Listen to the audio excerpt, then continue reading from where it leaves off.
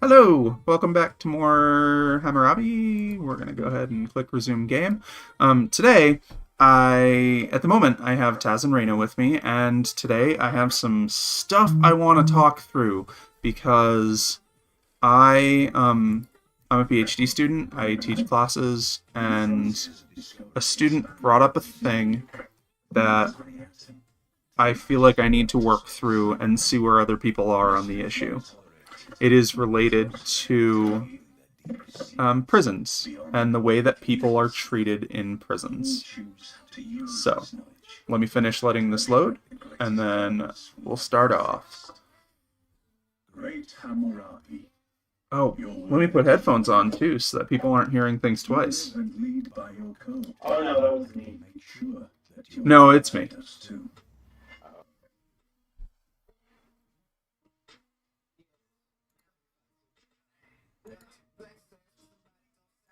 Web of alliances, Okay, possibilities, cool. So and risks.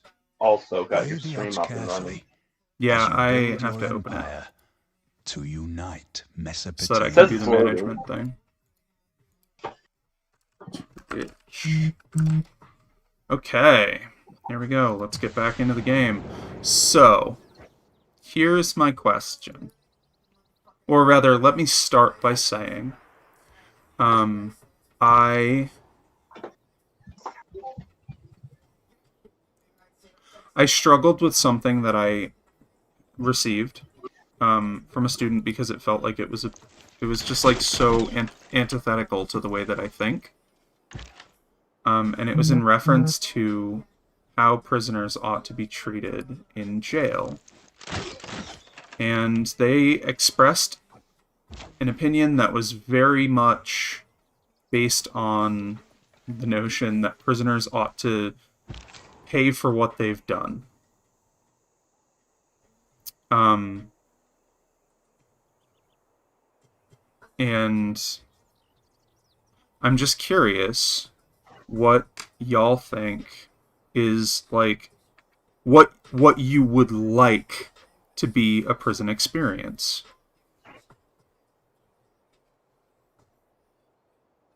I know this is super heavy, but also, yeah. I mean, I think it fundamentally comes down to your philosophy of criminal justice. Okay. So what would I mean, so for me, for instance, I would prefer to see our prison system be um I would prefer to see our prison system be something that is rehabilitative.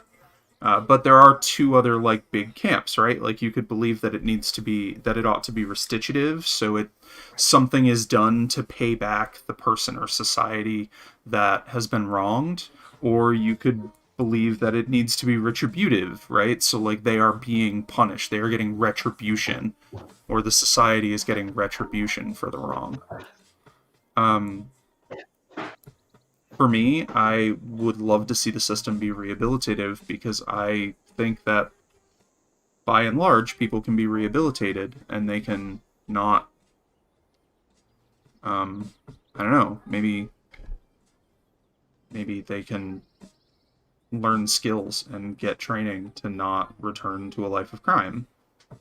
Or even not return to having to commit any crime because it's not always a life of crime, it can be one.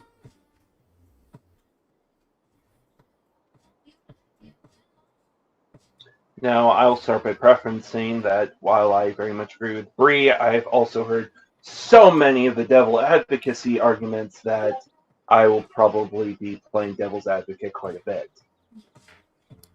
It's expected.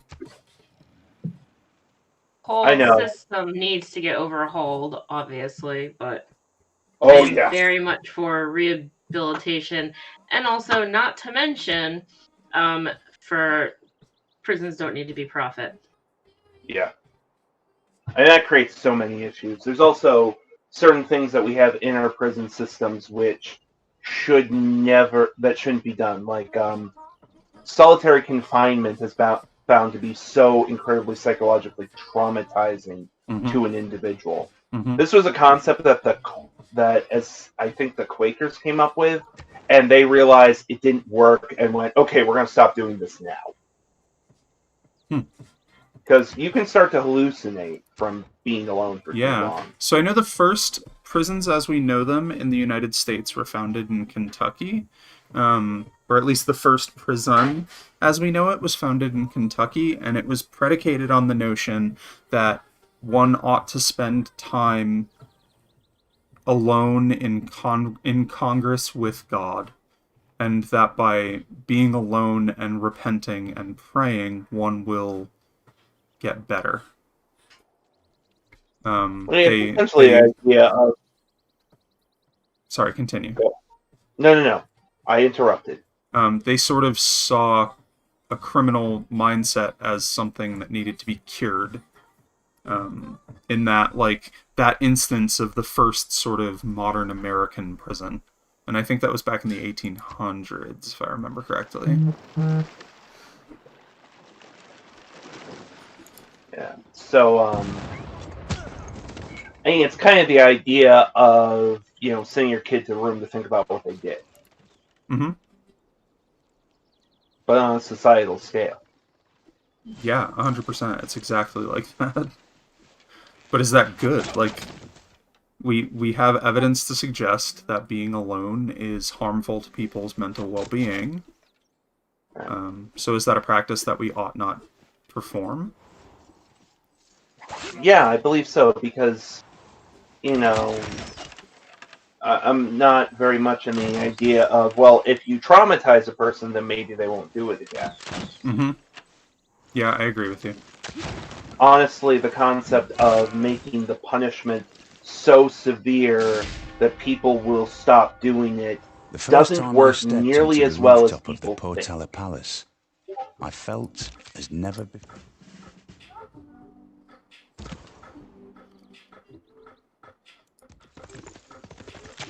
I mean, if I wanted a perfect literary example, the fictional character Conrad Kurz, I find truly the greatest example of that.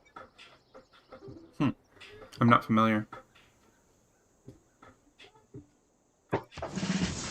There's probably a better one that doesn't come from a sci-fi universe, but my personal favorite. Where does that come from? I'm not familiar with it. It comes from the Warhammer 40k universe. Oh, okay. Um, it was a person who would later be referred to as the Night Haunter, and essentially he ended up on a planet that was nothing but criminals. Oh, interesting. And because often you just had to be a criminal to survive, Mm-hmm. and he had a strong sense of moral justice that was implanted into him from birth.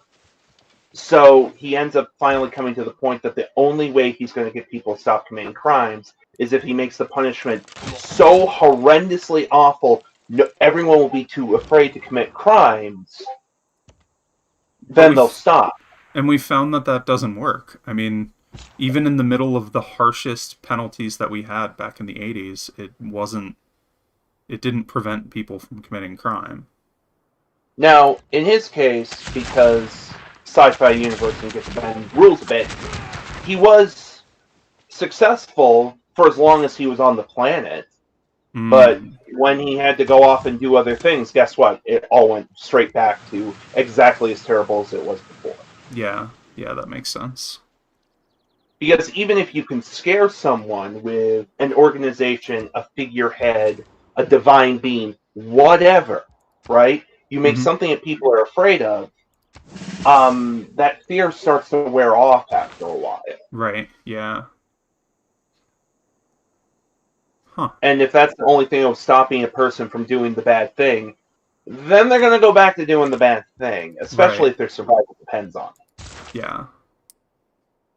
Huh. Interesting. I wasn't familiar with that story. That's kind of neat.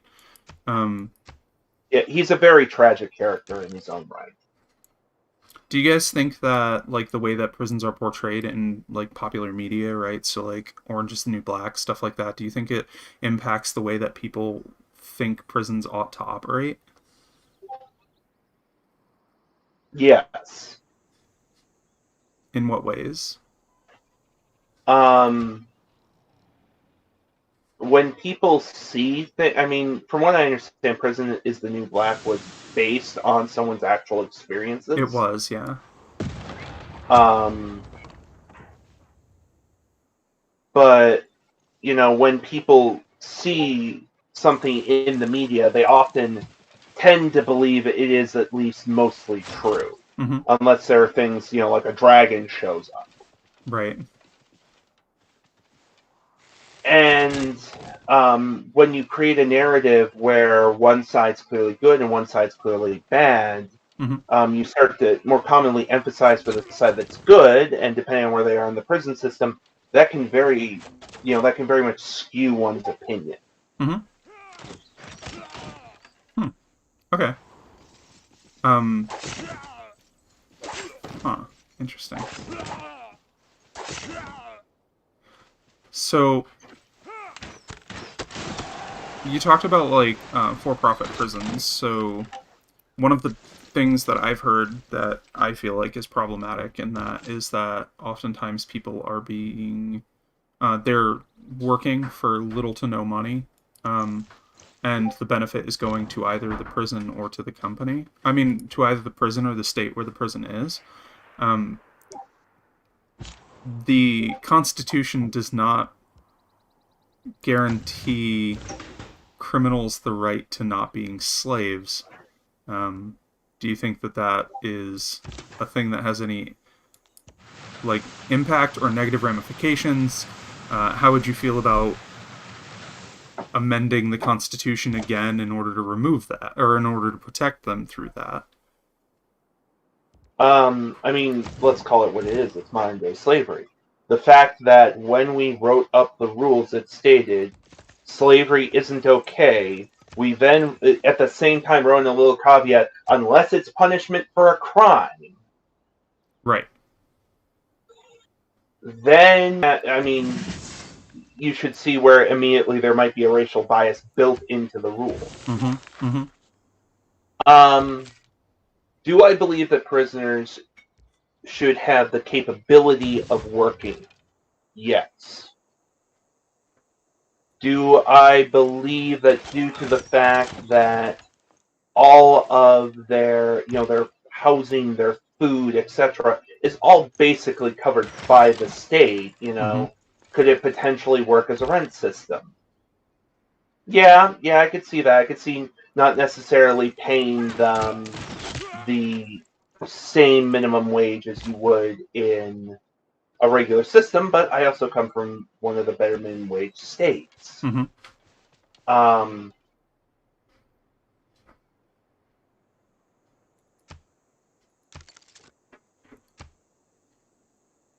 But it just feels dirty, Mm-hmm. I agree. But Wait, it no, needs what to were you get going to something say? like a penny an hour or something like that. Yeah, there are some states where the people earn less than enough to pay what they charge them. And that's a thing that I think is problematic. And my additional problem is they don't have a choice. Right. Like they work or they go to solitary. And yeah, it's like you work or you're punished. Well, no, that's not how it should work. Right. Yeah. Especially, you're paying these guys, pennies for hours of work, while you're also charging them $20 to make an outside phone call to their families. Right. I'm perfectly, I don't have an issue with the idea of people working in order to improve their experience. Mm-hmm. I mean, you have these canteens for a reason, these prison canteens. Let that, give yourself a chance through that. Mm-hmm. Let me Did all that get through? I know my computer tried to turn itself off. Yeah, no, it did.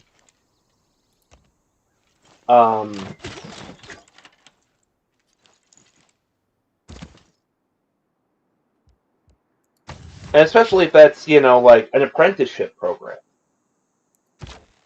Right? Yeah, yeah, absolutely. Yeah, I think so. That is one of the things that I've seen that I've advocated for, are things like apprenticing to electricians or to plumbers or something like that, because those are professions where a person stands to make quite a bit of money once they have the ability to practice them. And that is, in the end, like one of the things that can influence a person's uh, committing crime, is not having access to the resources that they need. Though, then one of the counter arguments that does come up is, why should those that have committed wrong be given certain advantages that folks who have done no wrong do not receive? I mean, don't they though? Because you can get a Pell Grant to go to school. Well, the other thing with that, though, is all the systems are fucked and they all need fixing. And you can't fix them all overnight. Right. So, I mean, like... an apprenticeship program, they pay you while you do that. So that's not really any different than people apprenticing and working on the prison systems while they're in prison. I mean, my response, of course, is the bluntest of all. Shut the fuck up. Oh, yeah. Well, I'm an academic, so I tend to try and reason about things. Yeah, I know. It's one of those. I often find that's people like, well, I had to work hard for it. Why should they? Why should they be given these special advantages? And How are they kind of not my working response, hard? yeah, it's one of the kind of my responses.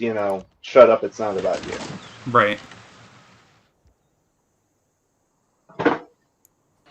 Did my unit just die? Oh no, okay. Whew. I was like... Off topic. Oh my god, I attacked a city and it did nothing. What's up? Off topic. Hercules is still the greatest hero ever. Oh, really? And you can't convince me otherwise. He two-shots a city. Jesus. That's insane. I don't know that I've actually recruited Hercules yet. Yeah, I brought him back because I was dealing with my perpetually rebelling village, and he just he just kind of walks in and goes, "Aren't you cute?" and whacks them. Oh my god. And I'm about to try sending him out to war against a place with like proper walls to see how he does. Well, so in theory, it'll be harder for him because the walls take all the damage first, and they're resistant to anything other than siege weapons. Yeah, but it's Hercules. That's true. He's a walking siege weapon. I suppose that's true. I mean, I don't know either way. I just want to see how it goes. Yeah, no, for sure. That'll be cool. And then, I found another hero that's like, oh yeah, if you're the person the most influential in a city-state, and I step over to them, I can just levy the entire military of that area for free. Oh, wow. Yeah, that's the other one I'm pulling out, because, well, I decided to play a diplomacy jerk, so... Yeah, that's pretty cool. So I can pull, 600 gold worth of, soldiers for free. And I don't have to care if they live or die. That's insane. Why am I not doing any damage at all to this city? This seems like a glitch. It's gotta be a glitch. There's no way I'm attacking this city with my vampire, who is higher power, and not doing any damage. Oh, it's not that city. It's this city over here. It's got a 60 defense. I guess if the walls... I guess I am doing some damage to the fortifications, but barely? Wow. Yeah, that didn't happen a lot. That's fucking annoying.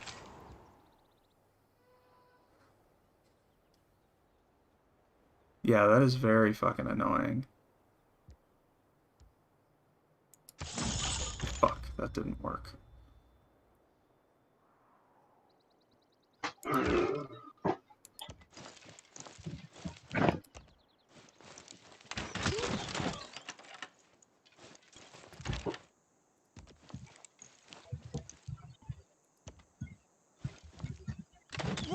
Shit, that's not going to be helpful. I'm still going to lose it, but at least I did not even take out that... Jesus. Okay.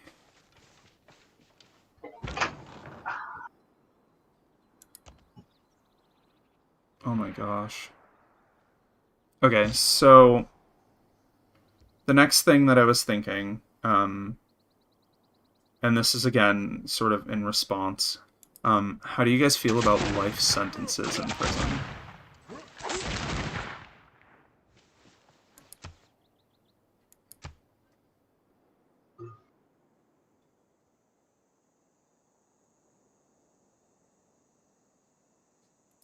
Whoa.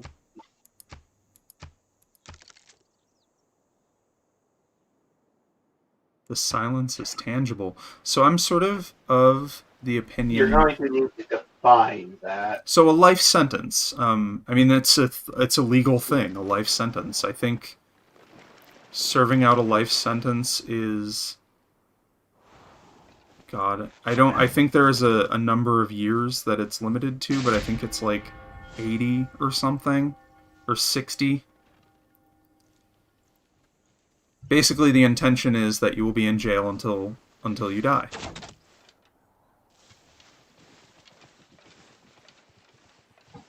I was trying to think of my words on this because in certain states, you can get a life sentence after being a repeat offender for things like drugs. Right, 3 strikes and you're out. What I like about cities is that And that's everything not is fair. king-size. But also, you know, there's certain people, do I think that they should be out in 20 years? Like, you know, I'm trying to think of an example of a serial killer or something that did a whole bunch of damage. And you 100% knew that it was them that did it. Again, we don't have a perfect system to, like... It's a hard thing to answer. Yeah, no, absolutely. And it wasn't intended to be an easy question. But, you know, there's also, like... Because, like, there's a whole bunch of things in our system that don't work well as it is already. Yeah. You know, like... Yeah, I mean, all systems are imperfect, and our system is pretty damn imperfect. So, like, you know, again, these are all things that other things need to be fixed in order for me to be like, yeah, no, we should get rid of that. But the base level of a life sentence with the 3 strikes you're out thing, I don't like. That's not cool. Okay. That's not okay. That's ridiculous. Yeah, I agree. I think 3 strikes laws don't work. Again, we come back to it doesn't actually deter crime, right? Like, that's the point, is that it's supposed to deter crime, and it doesn't. I would agree with you. I don't necessarily think it's... I think that there are instances in which a person ought to be serving a life sentence, multiple life sentences, something like that. But I guess I was sort of getting at 3 strikes, you're out. Like, you know, I was hoping one of you guys brought that up, because that's where I think it's a huge problem.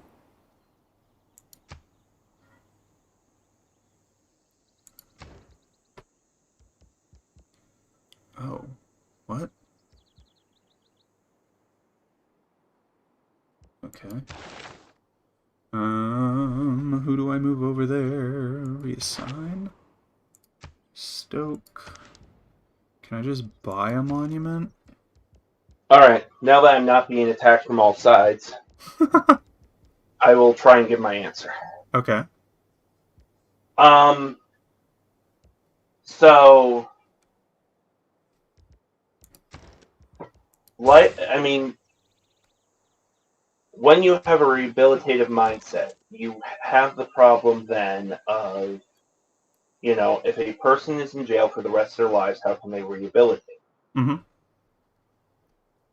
However, from a pragmatic perspective, there are individuals who have committed a crime so heinous or are such a continual danger to the rest of society Mm-hmm. where the only the only solution you have is to remove them from the society. Mm-hmm. Yeah, I understand that. That seems. Yeah. So, but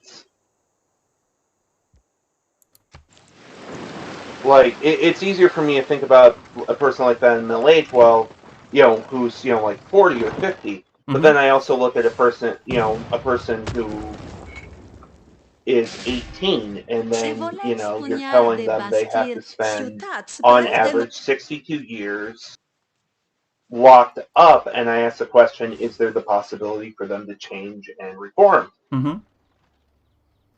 So would you say And I that would in like that case the parole system would serve that purpose? So like people who are on life sentences are capable of getting out on parole, and then their sentences can be reduced if their behavior on parole is good.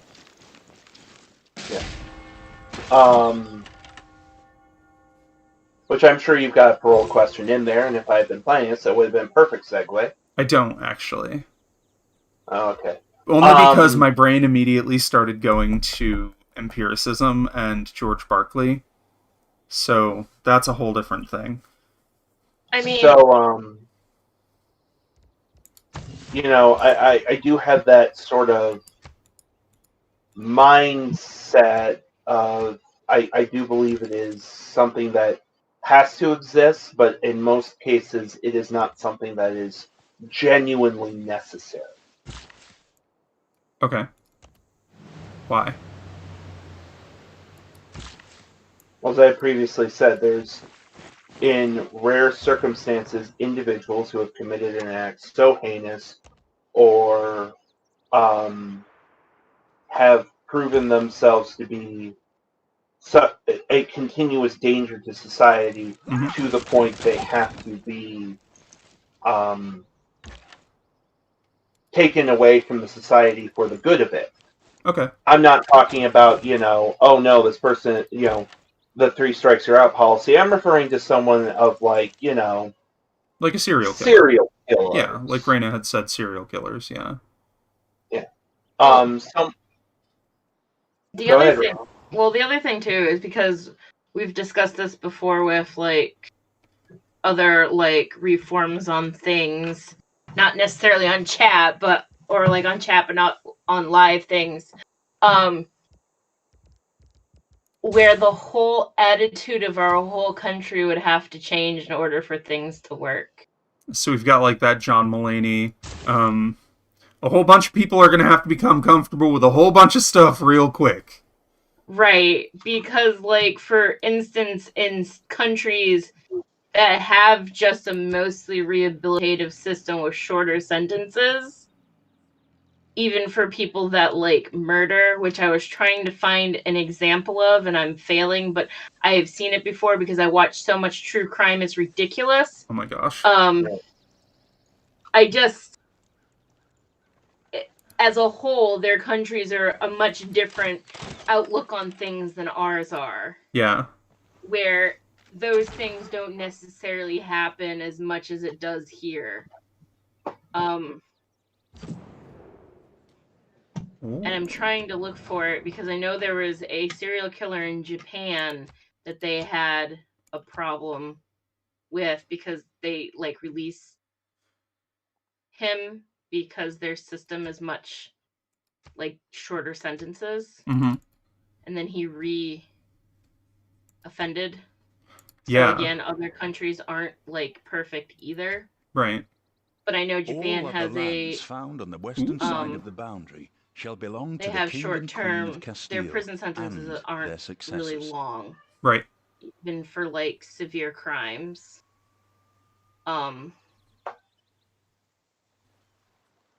And And I'm drawing a they blank on also what to. they What else? also have a much more reduced crime rate than our country does.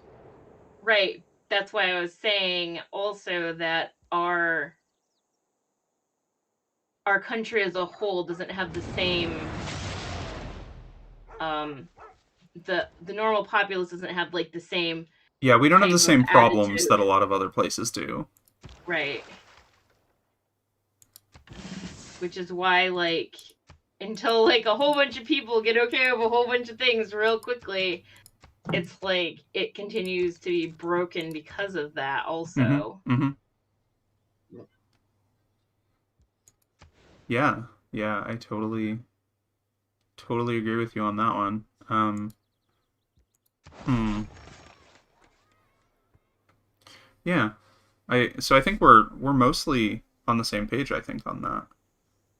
Um hmm. So how in that case do you feel about surveillance things? So like um probation officers, surveilling their assigned folks, and the way that people are surveilled, like in prisons and stuff. How do y'all feel about that? Do you think that it's like good that people are surveilled, or do you think that people ought to be given more privacy and that we ought to trust them more? Um, This is another really hard one. yeah. Well, there's a lot of nuance to it. Right. Yeah, no, absolutely. And that's For that's instance, exactly it. I'm I'm trying to get at the nuance. I'm a big fan of like house arrest Uh-huh. rather than prison arrest. Okay. Especially there's a number of crimes where it's like, what good do we honestly get out of locking them up? Right. Where like we could put them on house arrest and put the easiest way then to do that is like put a tracking anklet on them. There's Right. certain places they are and are not allowed to go. Because then like they can still work and be still part of a member of the community. Right. I will Yeah, say no, that I is agree. I agree with that because I know there are other countries that do that for like petty crime and stuff instead of putting them in jail. Um, and it works a lot better than like overcrowding a system that's already Yeah. fucked up. So surveillance through like an ankle bracelet, that's pretty good. What about Yeah. like cameras? What if we were to put a camera pointing at the front door or something, or at the entrances of, say, a felon who's on patrol? I mean, who's on parole, rather. But then what about the rights of any person who could choose to interact with that individual? Uh huh. Yeah, no, that's exactly the reason I asked. Because there are I some people remember that you think at that one we ought to be point watching people. because sorry, right to privacy still exists. Most people choose to chuck that out a fucking window, but you have it. I would be okay with like a I don't think nest you on the have a outside. right to privacy in the Yeah. U.S. Bye, Riley. Bye forever. I miss you. You have a right. You have a right to not be illegally searched and seized, but that's not the same thing as a right to privacy. I would be personally okay with like, say, like a Ring doorbell or similar type setup to see like the front door, but beyond that, in the house, no. Okay. I remember when you were talking about this. One of the students you were talking about that had written about. I'm sorry, I'm mumbling a little bit. You're fine. that they believe that parole officers should just enter at random. Mm-hmm. Without any cause, without any reason, just boom, I'm in. I am not a criminal justice person also, so this is where, like, a lot of this stuff I struggle with in my head for anybody who apparently there is only, I think, the bot watching, so... I'm watching. Are you? Oh, it only shows one... Yeah. Oh, my window broke. That's why my stream manager wasn't actually updating anymore. Yeah, I can so... still do what you're doing. So they... This is why I struggle with some of this stuff, because I'm not a criminal justice person by any means. And one of the problems I have with that is, like, is this really... like, let's just say that, said individual, because at the end of the day, criminal or not, they are still human. Right. And should be treated as such. There are some people that don't agree with you, but I do. Yeah, and I have a number of things to say about them. Fair. You've chosen to take a marginalized group and no longer declare them human. Please explain to me how you're different than pick a bigoted standpoint. We're back to John Mulaney. How are you better than a Nazi?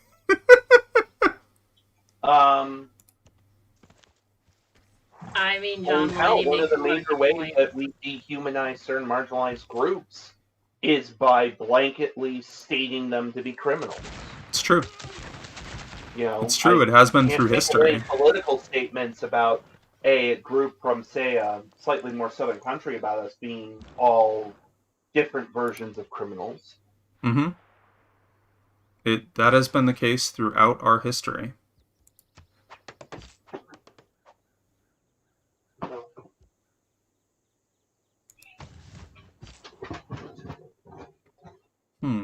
Oh, one of my vampires died. That sucks. Huh. Oh, well, they'll be back. Yeah, no, they're in my capital. That's the only reason I know they died, is because all of a sudden they were in my capital.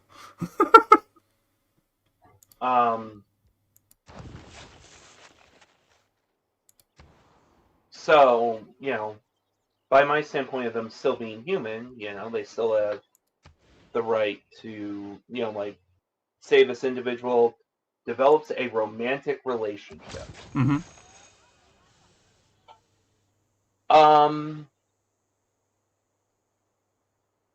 As the person in that romantic relationship, it is, kind of cruel that, say they could be in an intimate moment and the parole officer just blows down the door and goes, "Here I am, put on pants." Right? Parole officer just walks in, they're like in the middle of some living room sex.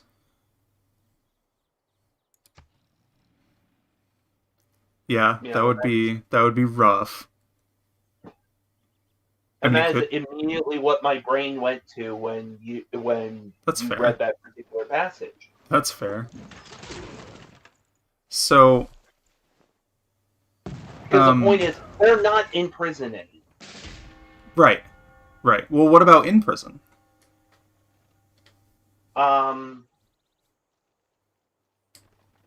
In prison ends up a much more difficult environment for me to make a determination on. How come? I mean, do you treat all prisons equal? Do you treat all prisoners equally? It's fair. Then again, with my thoughts on a lot more people in prison should probably be in, I don't know, house arrest. Or mental health care. Or mental health care. Yeah, a lot of them need to be in mental health care.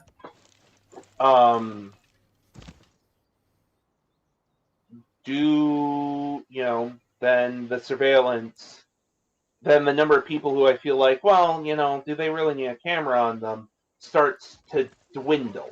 Mm-hmm.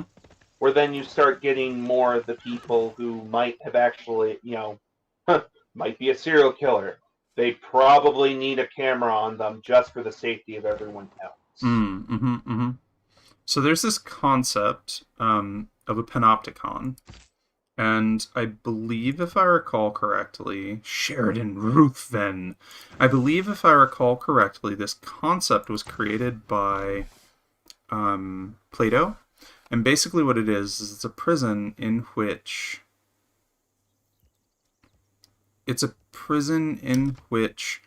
prisoners are arranged in a circle in their cells, and the guard tower is in the center, raised up, so that the guards can look down at the prisoners, but the prisoners can't see the guards. And it sort of does this thing that, oh gosh, again, I can't remember who was the first one to say it, but it does this thing of internalizing the gaze of the guards. So you basically come to always act as if the guards are watching, because at any moment the guards could be watching. And, then that was expanded upon in terms of how it could be implemented for a power structure by folks like Foucault, Michel Foucault, who is, a big power theorist. And I'm really interested to know how you feel about sort of that kind of situation where a person is put in a mental place where they have to sort of internalize the gaze of their guards. That sounds too much like just trying to create a dread-like situation. What do you mean? But they I already. mean, go ahead. I mean, and it's not just in prison. They already do that with working in people that work in retail and other places, because you have a camera on you at all times. Because they're under the impression that all of my employees are going to steal, even if they've proven that they're not going to do that. Right, even if they're reliable, even if they have never had a problem at work before. Yeah. Right. Well, go ahead, go Tess. ahead. Okay, so I can tell you from personal experience, especially environments like that, you are actually, that often ends up in a situation of you create a self-fulfilling prophecy. Because I worked in a place like that, and to tell you how little of a crap I care, one day that the management pissed me off so much, I reached in the cooler, grabbed a Coke, opened it up, saluted the camera, and downed it. Oh, wow. And when they turned around to try and shame me for it, I feigned sympathy and said, if you can prove it, you can take it out of my paycheck, and nothing happened. Gotcha. Huh. So I didn't say it worked. I'm just saying that. But it is very much like that situation. But it also depends on your personality, though. Yeah. And then there's also the ethical. There's then starts to become some ethical arguments. These people have to bathe at some point. These people have to use the bathroom at some point. With the panopticon, pan meaning all. Mm-hmm. You're being watched as you take a piss. I mean, it wouldn't be unheard of. And in fact, privacy in the bathroom is a distinctly American concept. Well, I kind of have to look at all this from American. No, absolutely, absolutely. I don't. I go to urinals. I don't care if I'm standing next to the person next to me. Right. But a lot of countries have brought that up, that we're weird about the bathroom. Mm-hmm. Yeah, but in a lot of these mindsets, we're looking from a male perspective. But let's flip it now. We're talking about a woman's prison. I would have concerns of them being sexualized and fetishized by the guards. Which do they deserve that? That's a good point. A good question. I would argue no. I would argue that it is not ethically permissible. But yeah, I mean, that's why it's a big question, right? and that's sort of where my problems have to start coming in, because in a lot of the ways we think about it, we think about a male prison, but not Mm-hmm. every prison is Is a male men. prison. Yeah.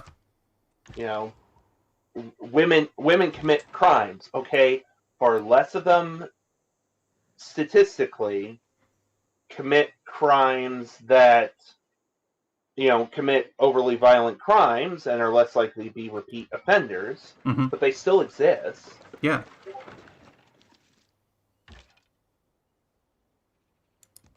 Yeah, for And so sure. they would eventually have to be dealt with. And it's not like you can just take the few women and then just stick them in the male prisons. Mm-hmm.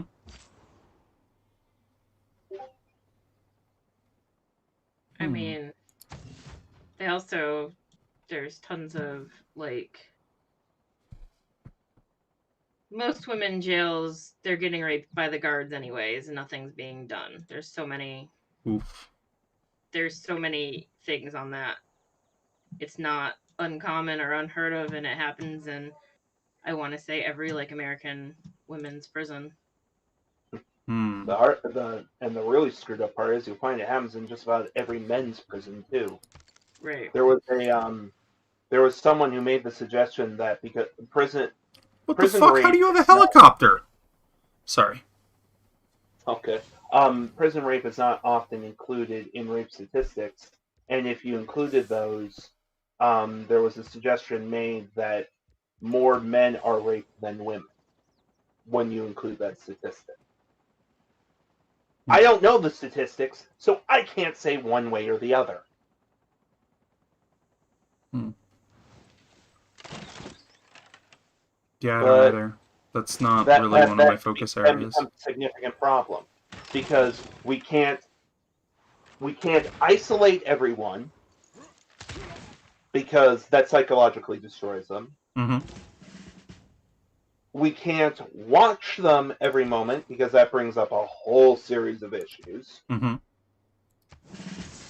But we just can't let them run willy-nilly either. And we sure as hell should not be trying to put them in front of a firing squad.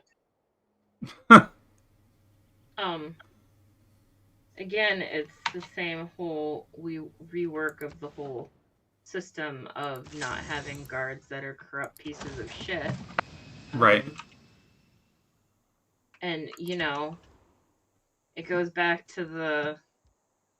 But all guards are naturally in a position of power. Mm-hmm. Yeah, but they don't get in trouble for it, though. Hmm. That is a very solid point. The system is often designed in a way that people don't get in trouble for their wrongdoing when they are in a position of power. Yep. I mean, I think that's one of the biggest things. You want to reduce the amount of crime. You have to remove the natural incentive and advantage for committing crime, not make the punishment worse. Okay. So I want to change gears a ton, like huge change gears, but it's going to all lead back to a thing that's related. I can't promise my head won't smoke, but go ahead. So in, I think, the late 18th century, so the late 1700s into the 1800s, there was this big movement in the UK and a little bit very little in the continent, because it was often this group versus the rationalists, and this group was called empiricists. It was empiricism.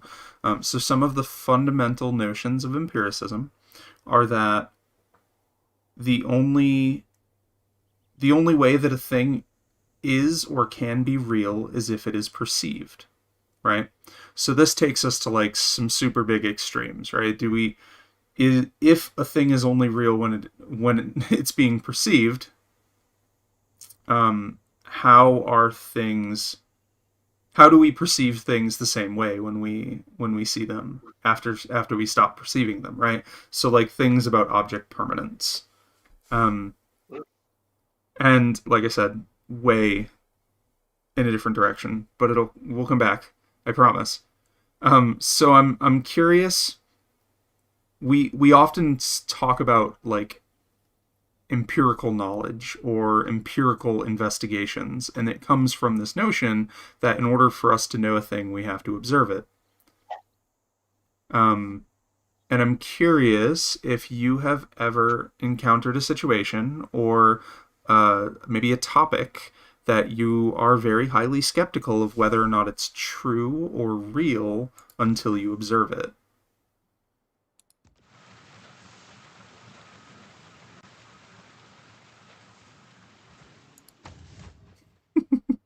Like I said, way out of left field. So trying to put it in my mental perception. I mean, if you're talking about the prison and arrests and whatever. No, not necessarily. Just like in general. I know, but then I was going to be like, you just end up with Minority Report, so. I mean, is that though? Because that's not actually talking about perception. So this, like, if I am going to think about this in terms of policing or criminal justice, right, that would mean that a crime isn't real if it isn't witnessed.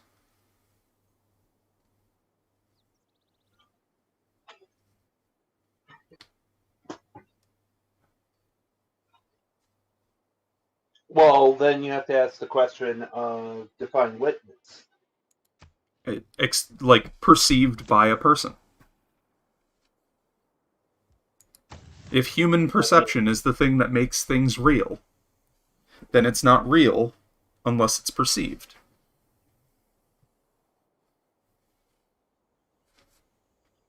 It's too much tree fall in the woods for me. I mean,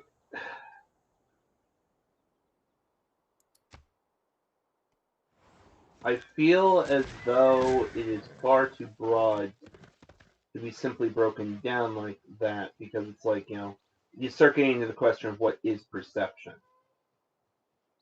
I mean, no, because that's an ad absurdum argument, which you can make on anything, because I can argue, what is language in regards to us expressing our emotions. That doesn't make our emotions less real.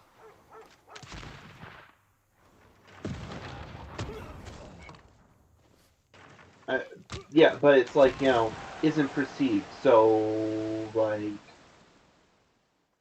a crime doesn't exist unless someone was there to see the crime committed. I mean, that's one viewpoint. It's also possible. So this is where I'm sort of where I've sort of landed on this, because I've thought about this before. It's possible that we could consider it real by virtue of the perpetrator perceiving it.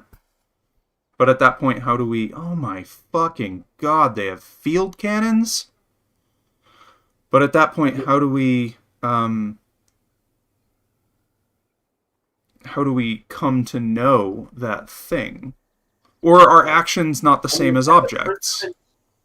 Has a person been stolen from if they don't know that what's been stolen is missing? Right, exactly.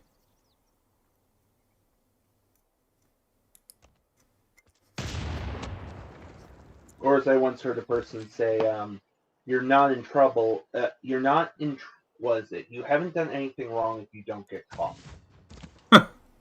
Well, I disagree with that, but I understand the sentiment. I'm not saying I do. Right. No, I understand the sentiment. I have jokingly made the statement, you're not in trouble until you get caught. Okay, yeah. Yeah, no, I will agree with that. It is impossible for you to get in trouble for something if you haven't been caught doing it. Or admitted to doing it, though. Well, at the point you've admitted to it, you have effectively caught yourself. Okay. Yeah, I could accept that. It's one of those, I could admit it to the sky, I could shout on the top of my lungs, but if no one else is around to hear it, the only one who can punish me is myself. So, are actions different than objects, right? So, like, would you agree that, like, we can't know what a thing is without perceiving it in some way with one of our senses? But can you possibly know that your table is real without perceiving it? I mean, I can perceive an illusion. That doesn't make the illusion real. I'm not saying that it necessarily that merely perceiving it alone makes it real, but can you know a thing to exist without perceiving it? Other than, like, really actually know it to exist, not just trust someone else's account. Because you can trust people's account, but in the end you're trusting their perception. So that still involves a person perceiving it. I feel like that is approaching the domains of philosophers and madmen.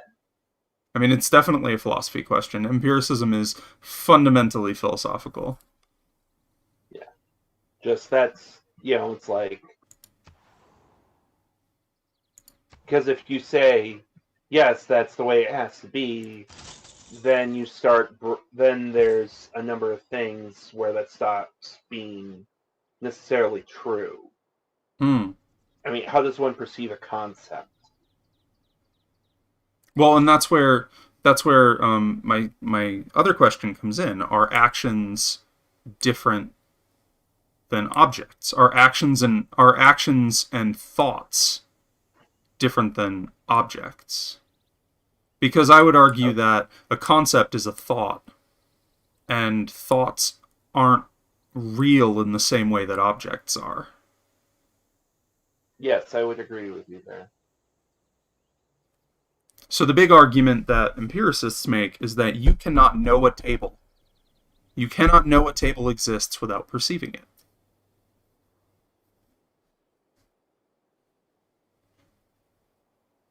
And I don't know that I disagree with them, but they go on to then say, they follow that with, can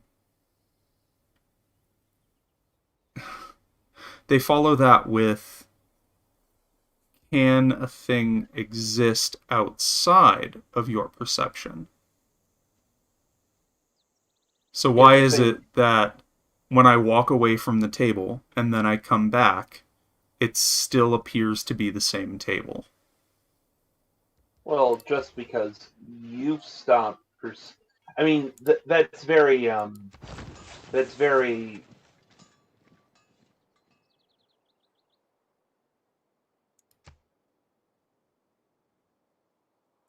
Hey, they're singing to their child. That's adorable, but off-key.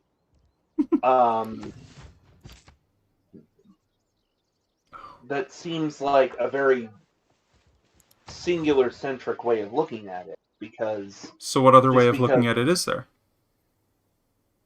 Because, like, just because I leave the room doesn't mean the table is still not being perceived. By what? By whom? If you leave an empty room. But is any room truly empty? I mean, there's microbes all over things. Human perception is the only thing that mattered to empiricists. Yeah, and I would look at them and go, well, that's nice. So do you think microbes are sentient? They have the ability to create independent thought? I don't believe that perception is attached to sentient. Huh.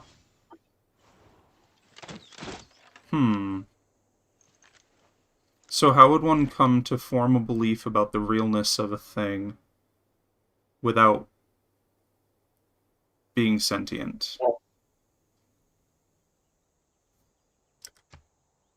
I mean, you then have to start getting into arguments on sentience. Okay. It's a spiraling rabbit hole. I mean, it's not. You just have to, like, find a place to start.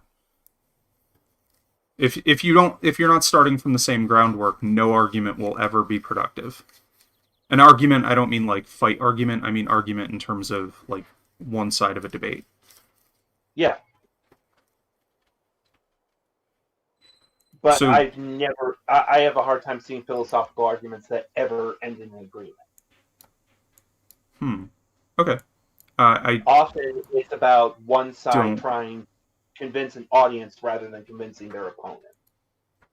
Well, so in philosophy, that's generally not the case. In people trying to argue philosophy but not following the rules of a rational debate, that is often the case.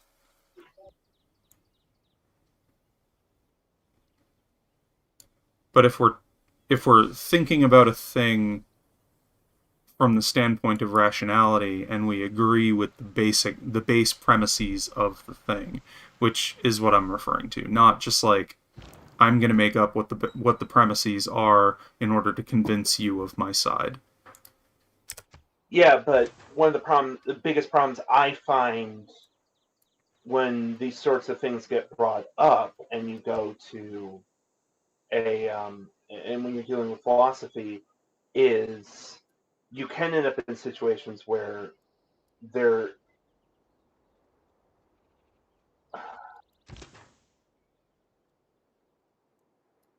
where you do have to start with a point of agreement.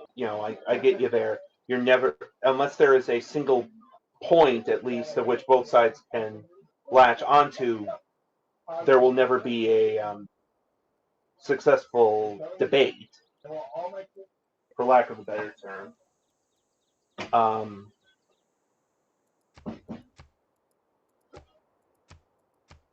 But in a number of situations, I also find that the point that both sides agree upon is flawed.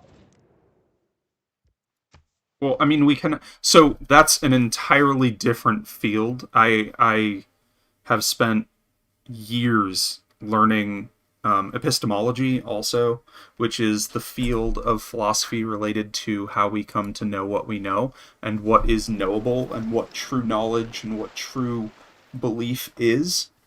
And I would argue, and from a point of epistemology, I could argue that nothing is knowable, and the concept of attempting to know a thing or to form a true belief about a thing is futile.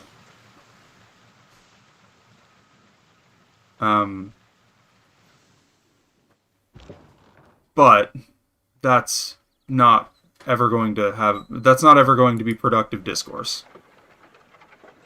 Like, at that point, you're just putting yourself in a place where I'm gonna say something that you can't argue against, merely to say that you can't argue against it. It is often a situation I find myself in during philosophical conversation. And in that case, I would argue that those people aren't your epistemic peers. They're not willing to start from any foundational place with you. No, because you're right. find... I definitely get reductionist arguments from people a lot. People will start to want to argue about how we can, what does meaning even mean? And yeah, and I'm not even necessarily referring to what does meaning even mean. The issue I find is,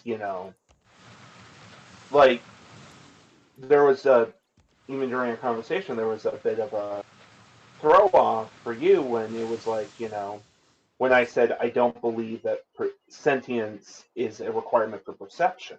Mm-hmm. Well, and yeah, so I was asking because I genuinely wanted to know what is perception in that case? Because for me, I look at perception as a product of a thinking mind. Well, I see perception more so as a physical stimulation brought on to whatever senses a entity has. Okay, so can we know whether or not a thing is capable of perceiving?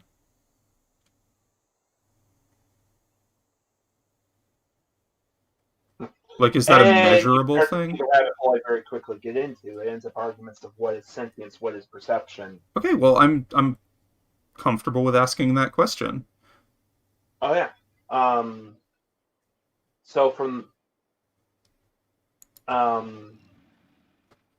and that's where I start really getting difficult, and I start to have my head start to smoke because it Fair. then ends up sort of reductionist of what is perception anyway.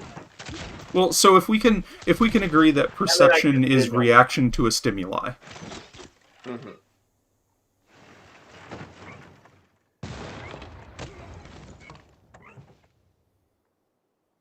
Okay. Because I have yet to hear an argument from anyone that doesn't involve um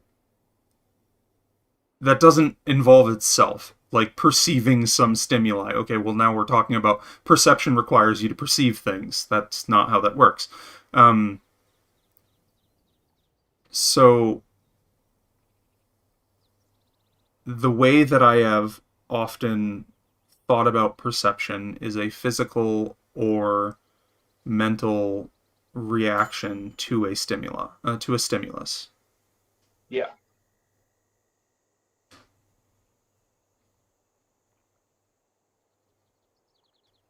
And for empiricists, they would say that the physical reaction isn't the same. It's the way that you think the physical reaction.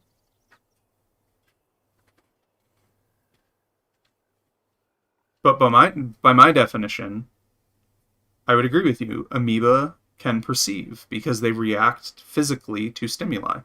Whether or not they react mentally, I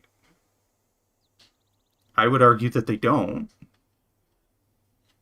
But I'm not a microbiologist. Yeah. It would be very difficult to even define what thought. Right. So, generally speaking, in philosophical topics, we're trying to discuss the way that humans are involved in a thing. So, if Yep. the fundamental precept of empiricism involves human perception, and you think that non-human perception counts towards the existence of reality, or the reality of a thing, then that is an argument against existentialism. I mean, against empiricism, and I think it's a valid argument against empiricism. Yeah. And it's often one of the hardest problems I run into with certain theological and philosophical debates is it is entirely locked in on one species, the human species, which there's even records to suggest, you know, Homo sapien sapien was not the only Homo sapien running around for a while. Yeah. Well, and I mean, if we were capable of communicating with other species, I think that wouldn't be the case. Right. At the same time, we can only debate so much about what the internal thought process of a dolphin is, even if we agree that dolphins have sentience. Yeah. Well, it's very difficult to even understand what the mental process of another human is.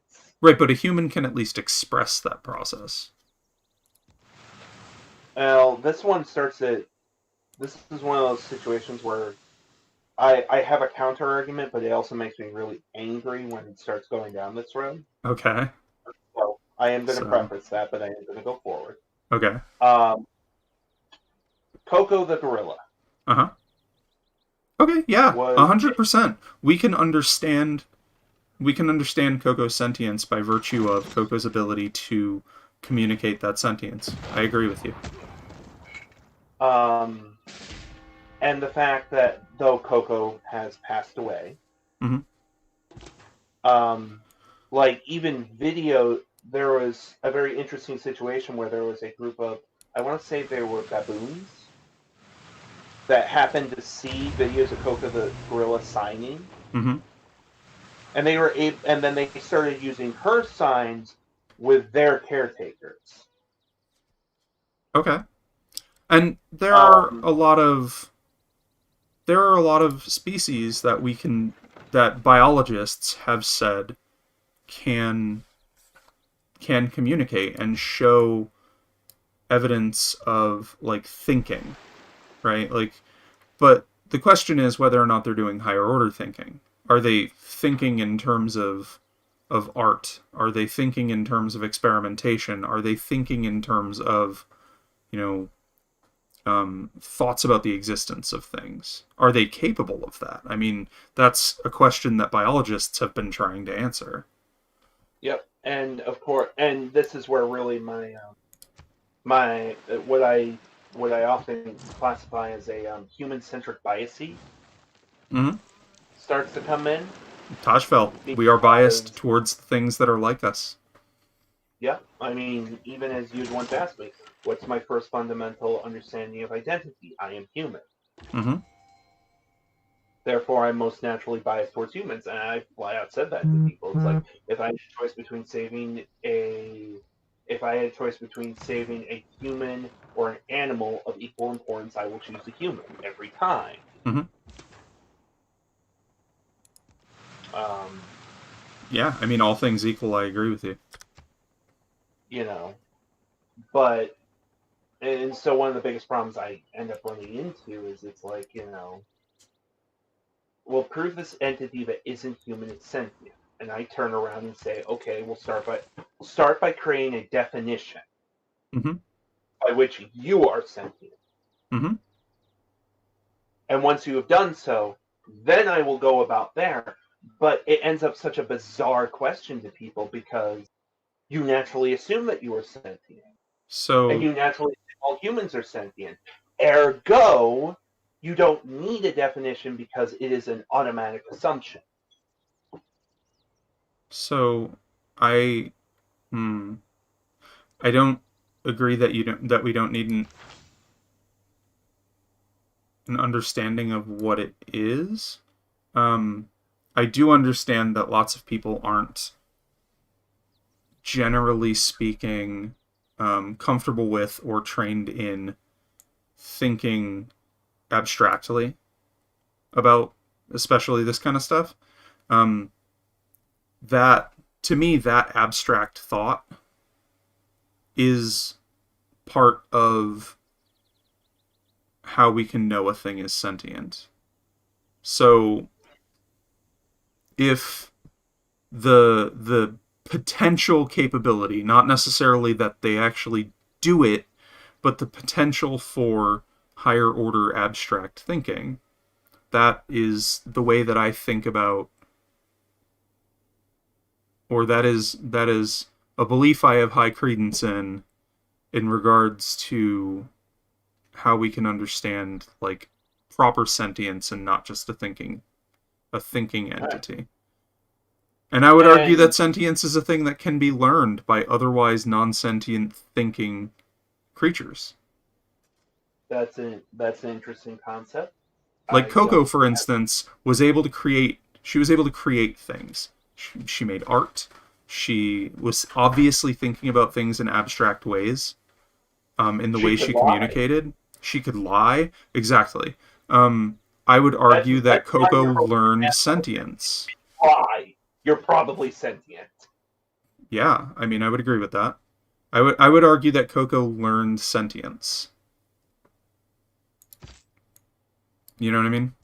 Yeah, well then sort of the question I would then pose is did she learn sentience or was she already sentient and we gave her a means to communicate that sentience with us? So witnessed we haven't witnessed behavior in the wild that would indicate higher order thinking from animals. Experimentation, the development of tools.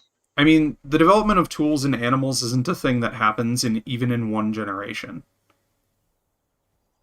I It's mean, you not. can I say mean, when we've seen animals adapt tools, it's something that happens over the course of generations. It's a learned culture. It's not something that came from abstract thought.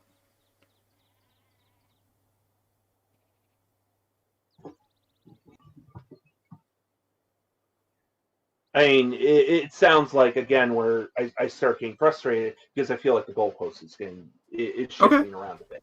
Okay. No, I am willing to accept that. Because I mean, they're developing tools. There's But a suggestion that there's a number of primates that are now to stone level age, are starting to develop stone age technology. hmm, like Well, as in creating weapons? yes. Hmm.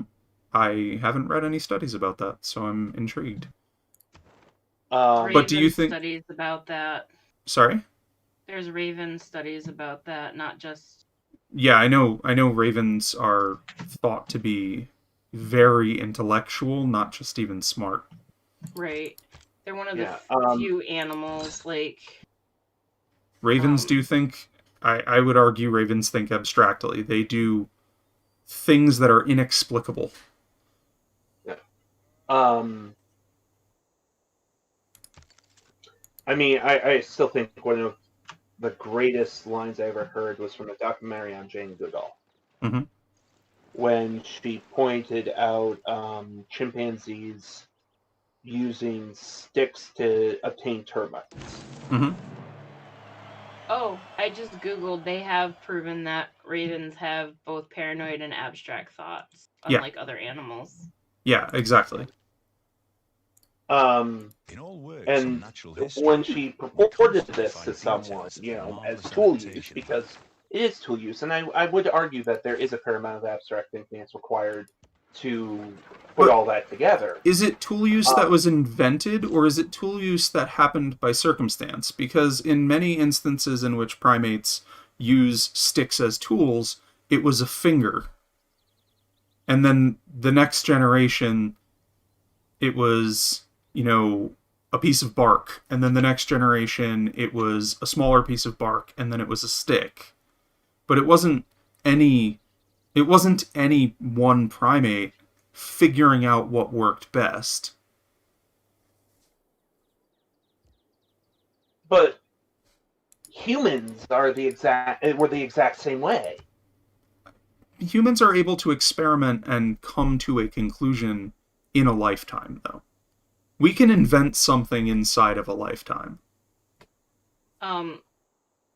We can invent something inside of a day, for that matter. We can create from concept to creation a new thing.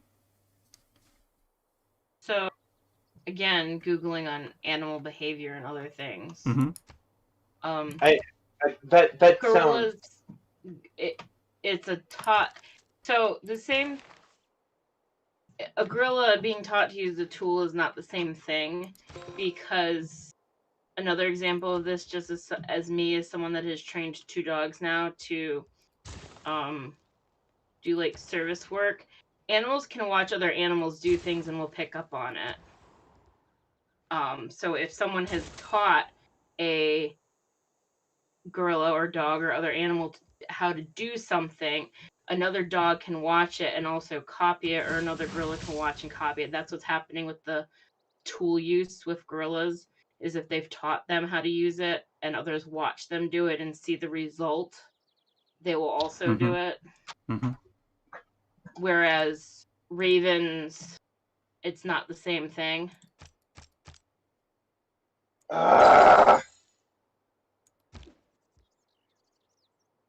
So if you teach anyone anything, it doesn't count.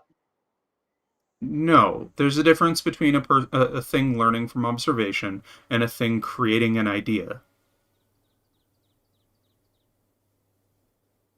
That's what I was trying to get at with right. not as many words.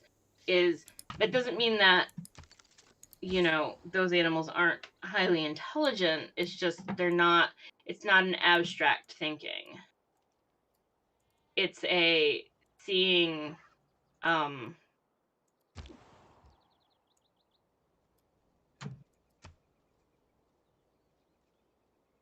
trying to find the right words, because it's also... It will take you quite a while.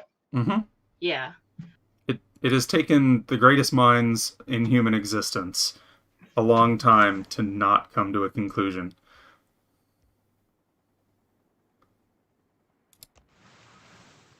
I mean, it's just where a lot of my frustration comes in, because... So do you think that philosophy is a field that shouldn't exist?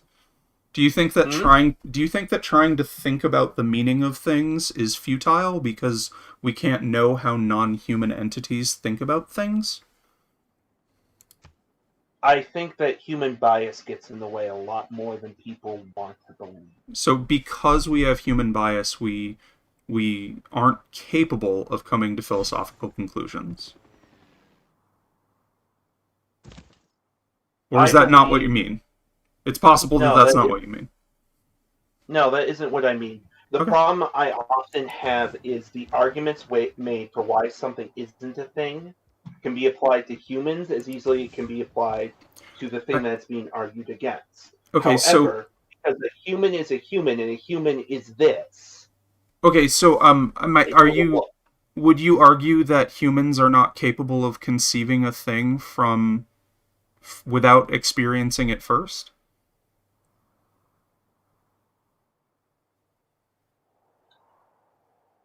I think also probably going over My question would be pick a. I think I would counter it as pick a thing that has been made that hasn't in some way been perceived. That hasn't been perceived by another person.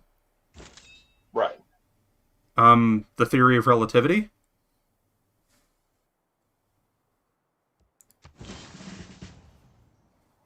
That's going to be a hard one because I don't really understand the theory of relativity. The theory of relativity is a thing that even physicists said was incorrect for decades. Because it was a thing that was created that it didn't have a predicate. Right. So when did people say it was correct? There were people saying it was correct shortly afterwards, but for it to be an accepted concept in physics, after the first atom bomb was dropped. So after it was perceived. Right, but that doesn't mean that people learned. So my point is that it was conceived of without the conceiver needing to learn it from another person.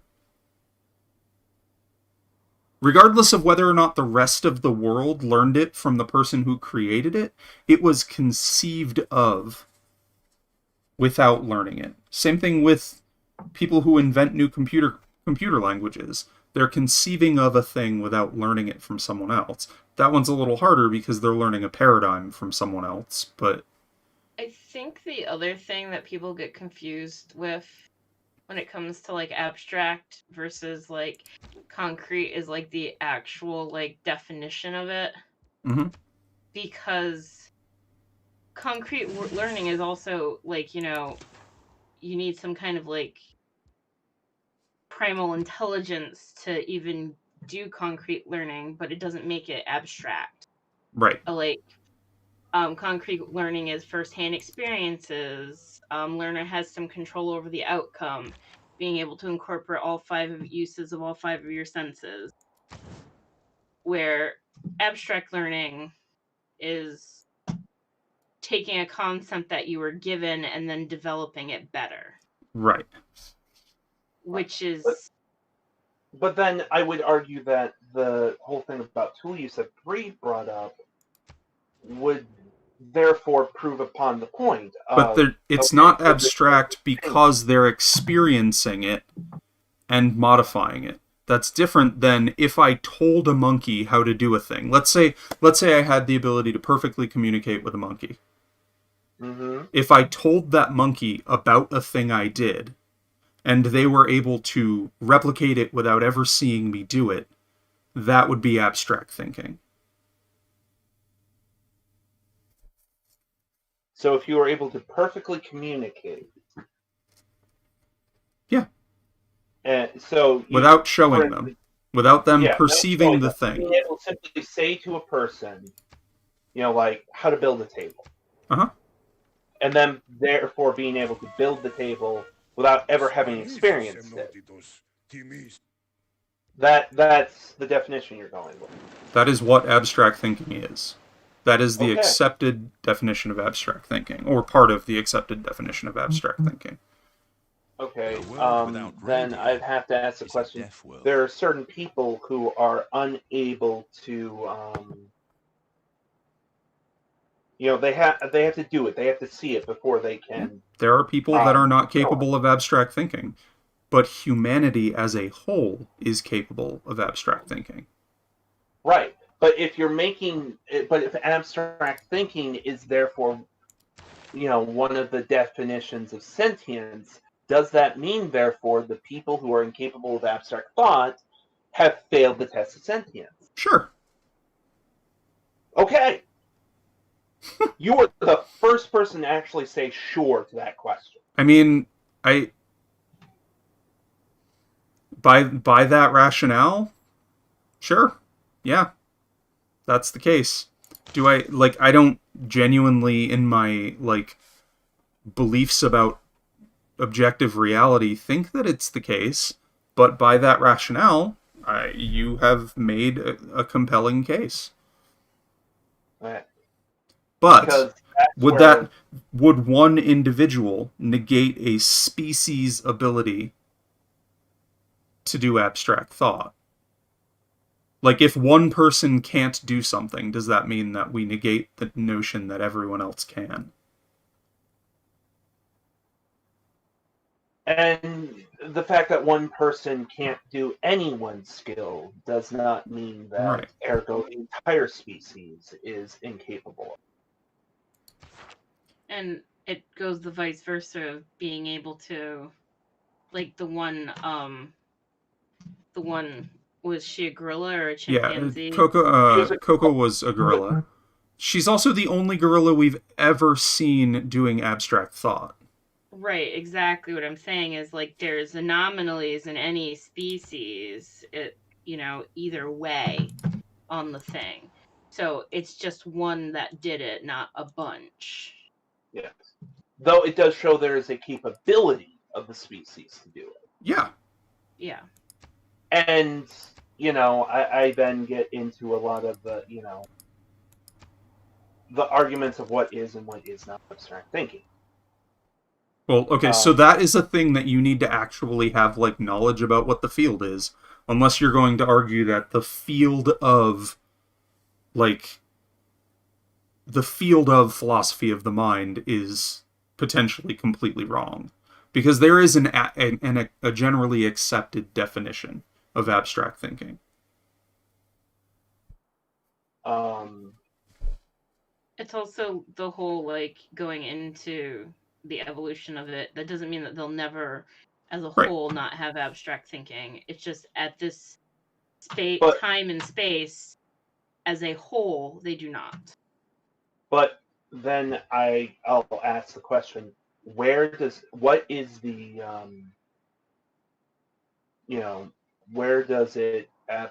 where's the first spark of abstract thought?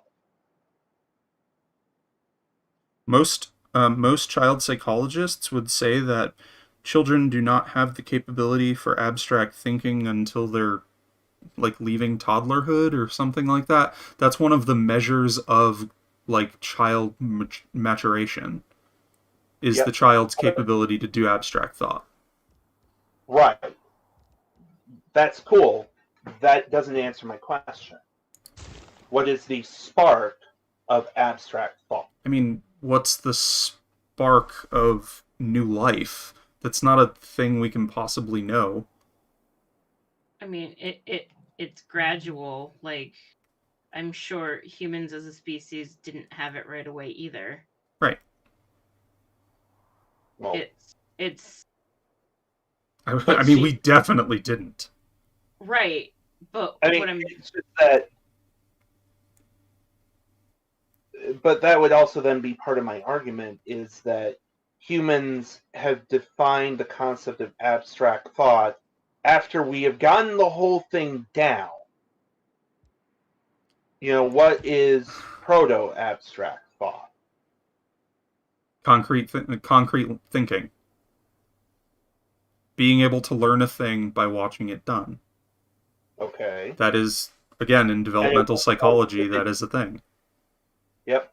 And at what point does concrete thinking change to abstract thinking? When you are able to conceive of a thing outside of the physical witness of it. Okay.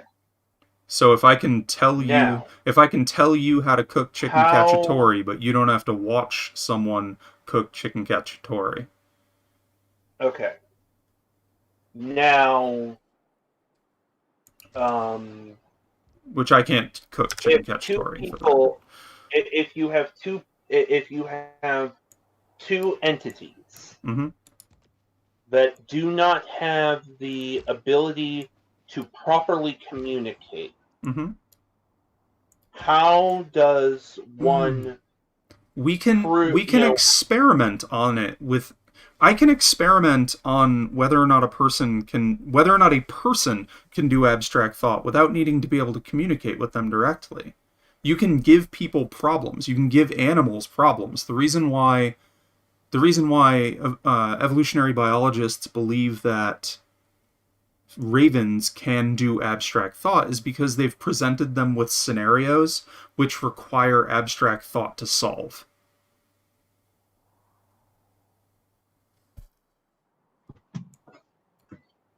and They're called matrices tests. They're really cool looking. I'm looking at some right They're now. super cool. It's also like that's a thing that it's a big concept in robotics, right? So there is a robot that was made by a group in Japan that they believe has started to have abstract thought. They taught this robot how to make tea and then told it how to make ramen, and it made ramen.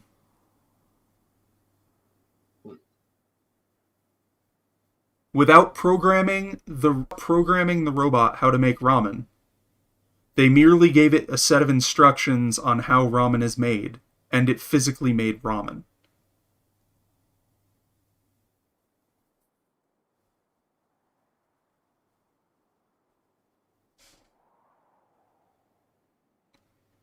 They have no idea how the internals of AI work in most cases. Just like we have no idea how the internals of a raven work, but we can test whether or not they're thinking abstractly.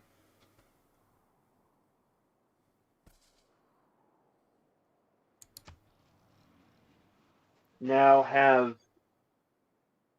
of course, that's to, as we talked about, the individual, not necessarily species. Well, right, but in the case Now, of like if you do ravens, species, you can generally develop a baseline. right? In the case of ravens, this is a thing that has been repeated multiple times. Like that's the thing about experimental science is that it's not just one and done. People repeat it over and over and over.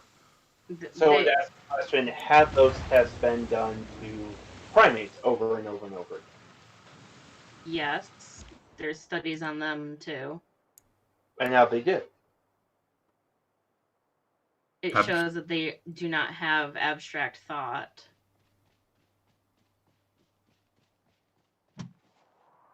Hate me, my voice thing is not connected real well.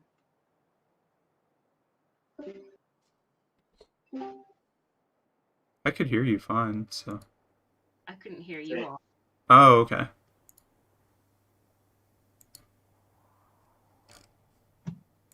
So I don't know what you guys said after I said that. It is 3:40. This is interesting. And since you had, since you asked me, Bree, I decided to see if I could find it. And we are in the currently live, so I'll put it there.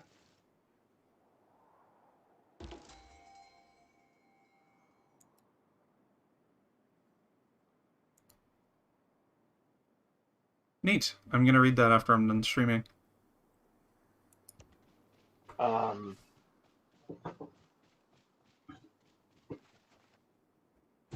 So I also I'm not an anthropologist, but I also don't necessarily think being at a Stone Age technology level is the same thing.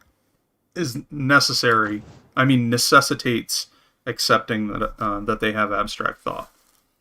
Modifying a thing that you learn from behavior is not the same thing as conceiving of something new.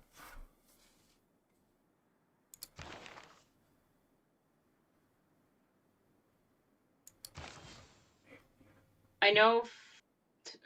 Why does this hate me? Because I can't hear you guys, but you can hear me. When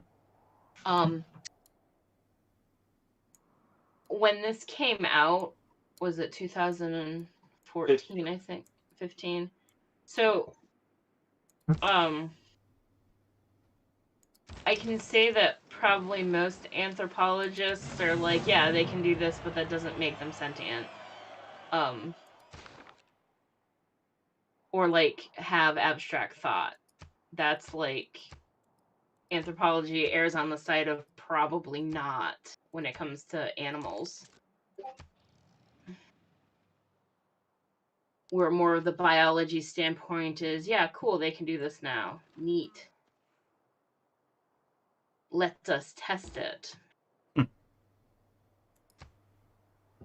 Because I took a couple of anthropology classes in college, and no, both anthropology teachers that I had were very much on the hard line of no other animal has. Well, that could also come abstract down to the thought. bias that we were talking about, though.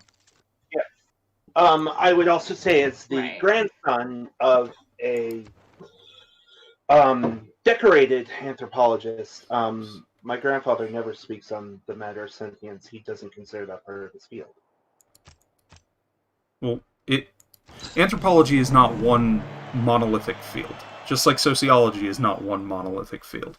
There are a lot of anthropologists who study culture that wouldn't have any idea what to do with biological anthropology, because they're wildly different. In the same way that there are quantitative sociologists that aren't good at statistics, and there are quantitative sociologists who probably couldn't conduct an interview if they needed to. Yep. But so then I would then focus that same lens then upon, who were these anthropologists in Raina's anthropology class.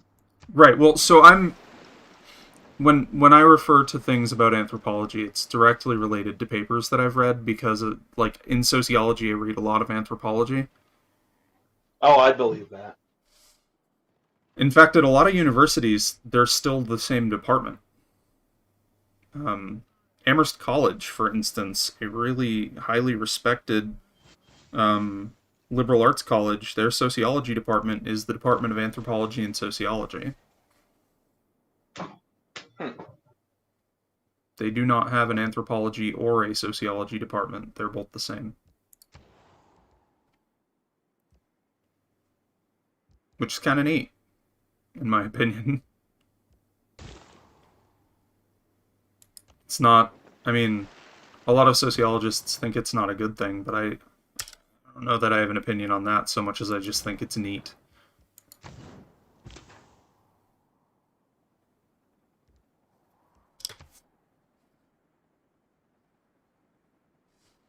God damn it, if I don't get a fucking golden era and I lose 3 more cities, I'm gonna freak out.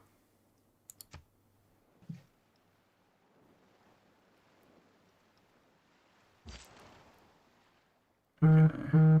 Okay. I want you to chill right here. And next turn you can go up on land.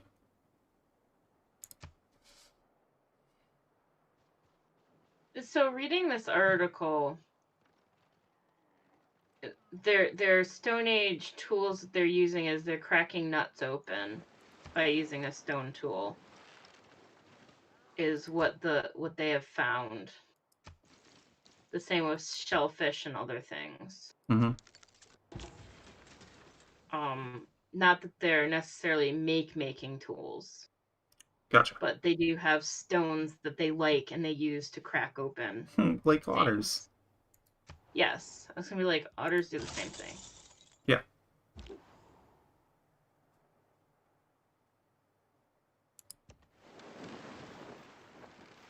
And it also says in here that it's not common either. Not all of them will use it.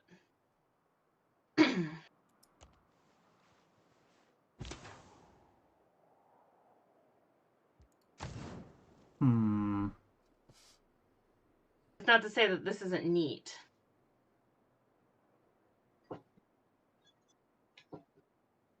So, there is an empiricist named George Berkeley who was a bishop, actually. Bishop Berkeley was an empiricist, and he used empiricism to try and prove the existence of the divine. For him, the existence of Christian God, but I would argue that his Yeah, argument works for any form of divine. Um, Basically, what he said is that God must be a universal thinker, because for Berkeley, no individual thing, nothing physical was possibly real and meaningful. For him, the only things that were real and meaningful were thoughts, because we can think about a thing, we can think about how we perceived a thing, but perception and that thing can both be rationally disproven. Our thoughts aren't things that can be rationally disproven. So he talks about how for a thought to be real in the metaphysical sense, it must be thought by someone persistently. And for him, that thinker was God. He saw God as an entity that was thinking all thoughts at once. And the way and people said to him, what about imagination? What about daydreams? And for him, he considered those to be thoughts that were not thought by God, which is why they're transient. And I'm just sort of intrigued by this notion that he had that in order to prove God, he would merely use the fact that things continue to exist. Or seemingly continue to exist. Quantum physics would tell us entirely different, right? So quantum state physics, I should say, would tell us something entirely different. They would say that a thing both exists and doesn't exist because it's phasing back and forth between existence and non-existence. And that's where the thing I would say to him is, what if God's not real? But that's his point, is he's proving God is real by virtue of persistent reality. Yeah, but his conclusion every time has to be God exists. Mm-hmm. Oh, I don't agree with him. I'm just intrigued by the notion. Are all one. There was a way that was described I really liked. Each in his own way. You will shift the facts to suit your theory rather than the theory to suit the facts. Uh-huh. Yeah, I'm familiar. Whoa, that's so cool. I just built Mont Saint-Michel, which is part of the reason why I brought that up, because I knew I was about to finish Mont Saint-Michel. Yeah, just that would be my immediate thought with him is, in your mindset, God must always exist. So rationally, though, how can we explain constant reality otherwise?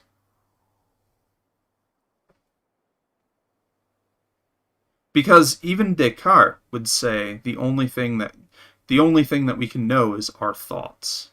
Our thoughts are the only real thing, and we have to extrapolate using rationality to know anything else. And the empiricists, instead of merely thinking about, like, what can I rationally deduce, we're thinking about how can I come to know meaning in the world, in addition to what can I learn.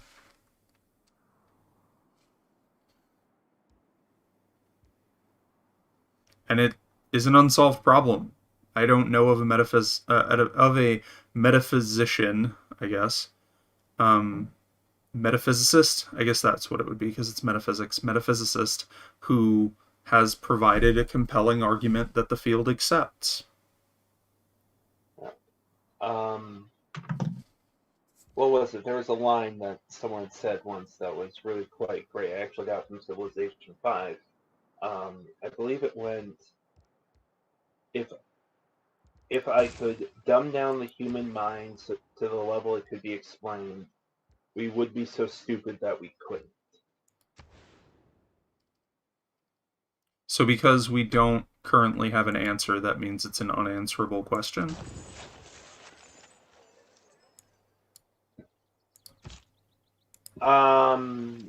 No, but there is certainly a possibility that there might not be a perfect concrete answer. That doesn't mean don't look for it. Isn't it a waste of resources at that point, though?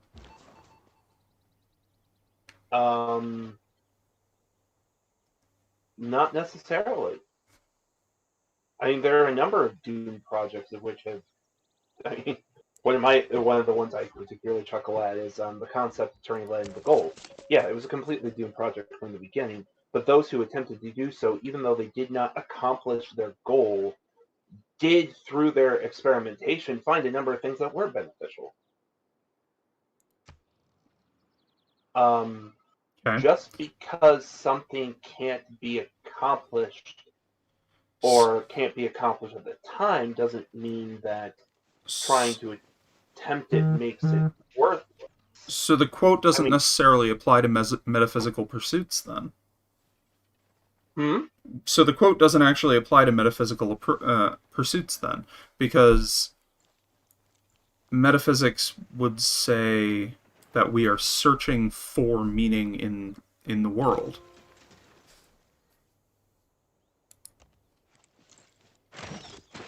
Okay. And so if we accept that we're incapable of reducing the human mind to a point where we can understand it, if we accept that that means that we shouldn't. So hear me out. The implication that if we were capable of understanding the human mind, it would mean that we are not actually intelligent, means that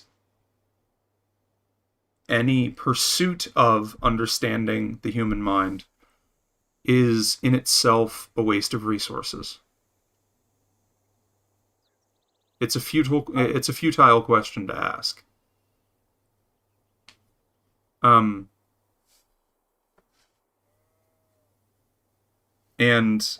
therefore it's sort of counter to the notion of asking how can we find meaning in the world? You cut out a bit there. And because of that, it's sort of counter to the notion of asking the question, how can we find meaning in the world? Or is there meaning to the world? In the world? Well, I mean, there's a number of philosophical schools on that thing right there. Right, that's what I'm talking about. So for empiricists... there are some philosophical schools that simply state there is no meaning.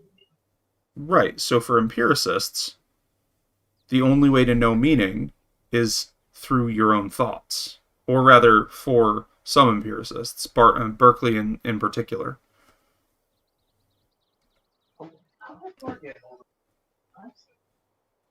I'm going to break this up. I'm going to break up this conversation really quick because I just got an interesting news article. Okay. Giuliani has just tested positive for coronavirus. Oh God, I so much don't want to talk about COVID. My surprise face. Yeah, me too. Sorry, it was just one of those things like, holy shit, I have to say that out loud. Yeah, it does not Also, surprise me at all. I was doing some more whatever on like the anthropology or whatever. There is a sect of anthropology just for like animals and other stuff becoming sentient. It's called evolutionary anthropology. Yeah, no, that's what I was talking about. Yeah, but those are the ones that like do all also biological like behavioralist type things too on primates and stuff, because I was reading more into this because it was really cool about the living in the Stone Age, quote unquote. And I know this is completely off track of what we were talking about, but I went on like a nerd spiral into this. That's how I learned most of. Another direction, I'd happily walk back up the spiral a bit for you. So, from what I've read from a bunch of the sources that were linked to this article, Yeah. they have learned the ability to do this from farmers in the area, because apparently that's like a thing where in Africa, where a lot of like farmers and stuff will be, like, will be around them and stuff. But there's no evidence that they learned how to do it on their own.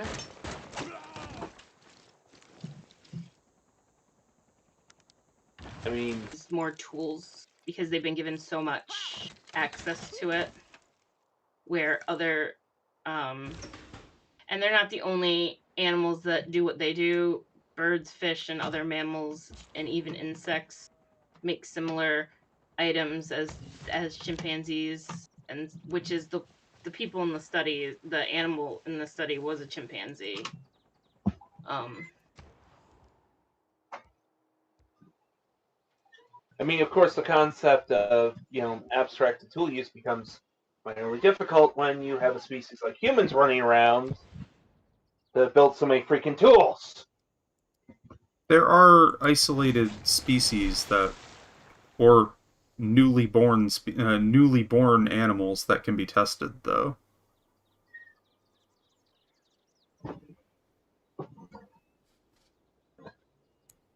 And they've been, well, like chimpanzees and stuff. They've been using rocks and things for like.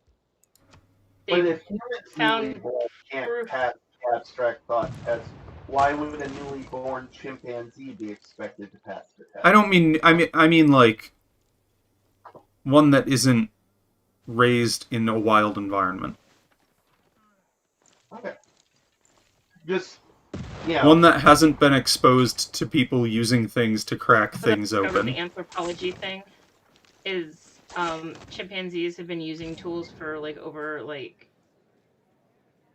they found evidence of like over like 4,000 years or whatever, where chimpanzee sites near where anthropology sites of like actual I can't pronounce the tribe of people that lived like basically hand in hand with chimpanzees 4,000 years ago, but that's where they get the idea that they learned it from them and they haven't evolved past that yet, of just using basic tools to like crack nuts. God, I'm a child. What? Nothing.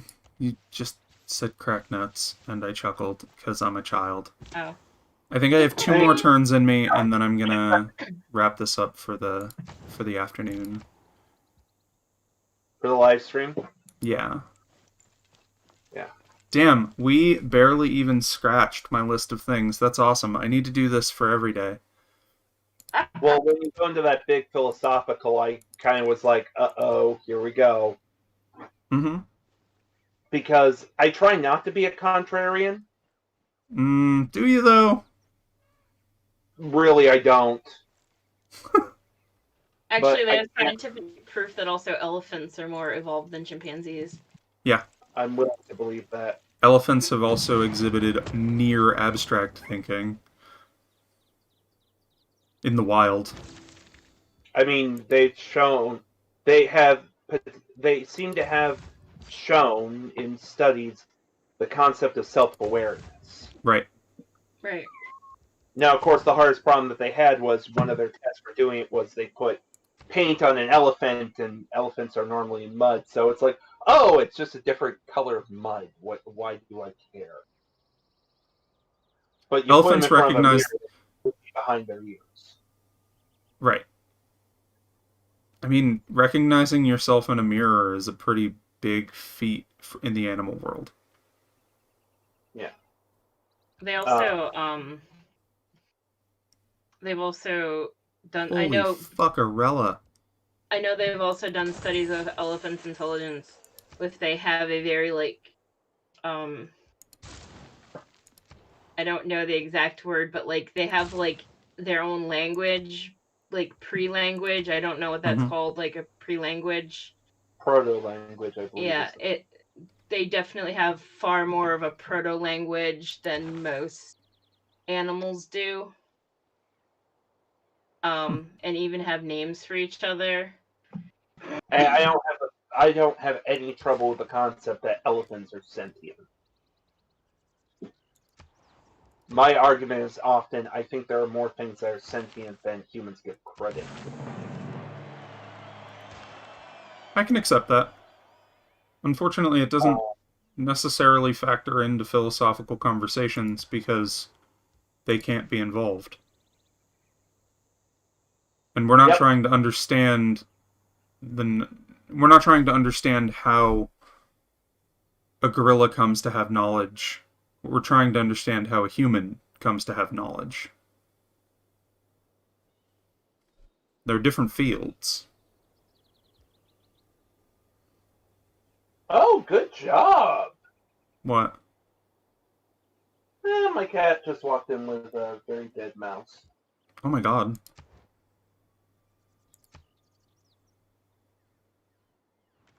And it's currently hanging its mouth, not entirely sure what to do with itself.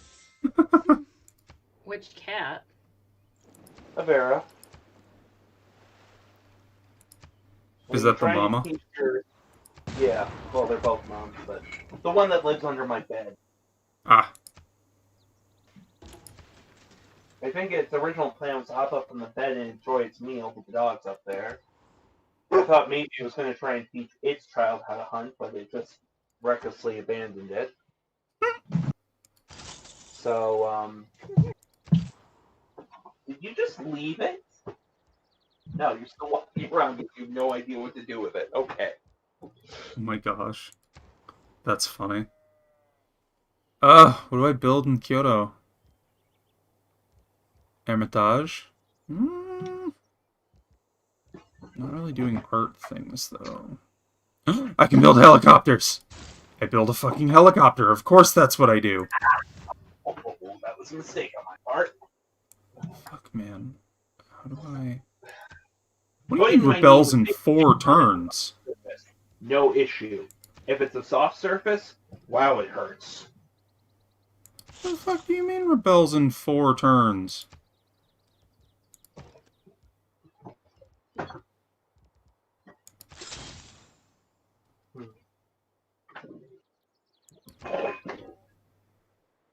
Oh, guess it wasn't dead.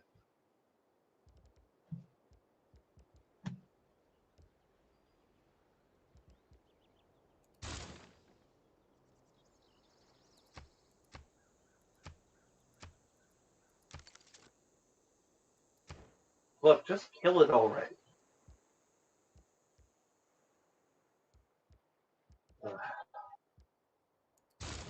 Cats are cruel. Cruel? Yes. Yes, I agree.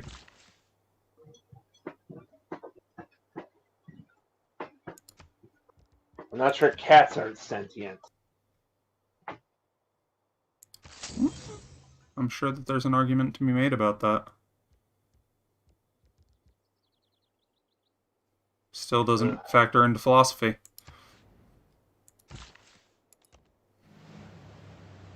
Doesn't it, though? No, because philosophy is about understanding human knowledge. So, not to mention the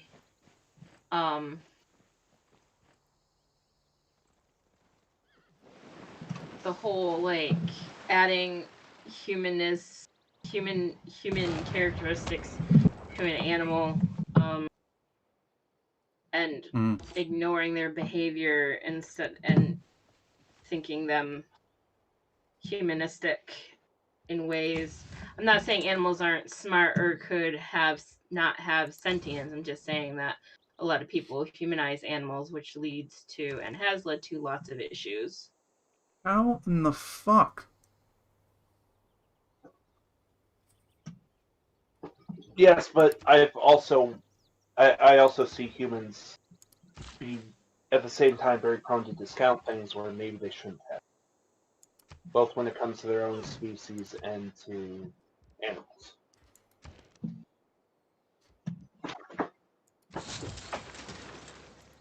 on earth? Did you lose it?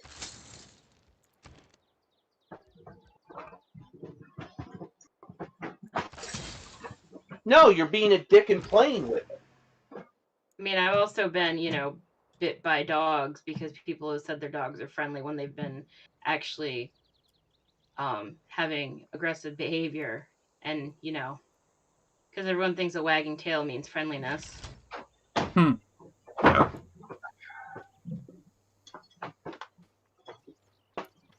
And then go, oh, well, that's never happened before, when they've been adding humanistic traits to their dog and ignoring their actual behavior and things that make them uncomfortable.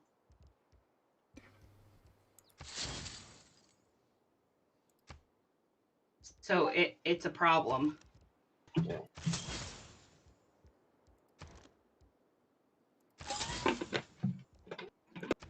And this comes from someone that loves their animals very much. God damn it. I'm gonna lose this city and I don't know how to fix it. But you also,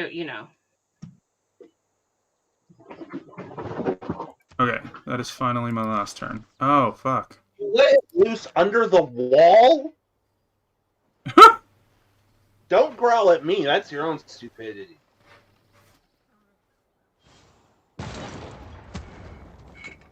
Did your cat bring that in from inside? Yes. Outside? The industrial outside? heart No. of Germany practically stopped Oh, beating. you're mad that Hardly the anyone Ken worked. stole your Hardly prize. anything ran. And the population of the Ruhr area had to be supported by Odin the has rest of the now country. stolen Avera's prize, and Avera is pissed about it. That's funny. The problem is now, of course, Odin has no idea what to do with this thing. How the fuck did you end up... Oh, god damn it. Okay, I lost control of that city. Where do I send you now? Ooh, there's aluminum. I'll send you there. I need more aluminum.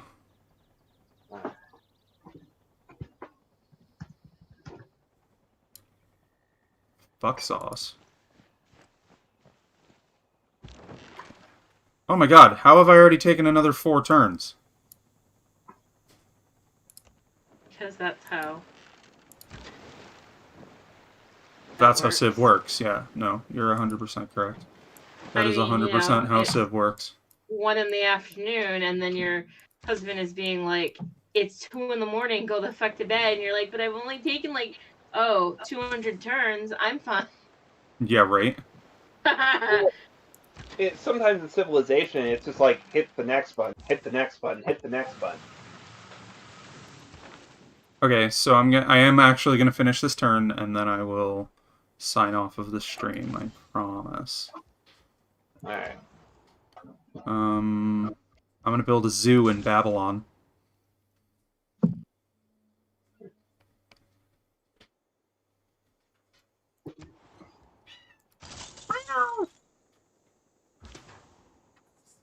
Oh, you can hear that? No, it was Penelope. Uh, Being a brat.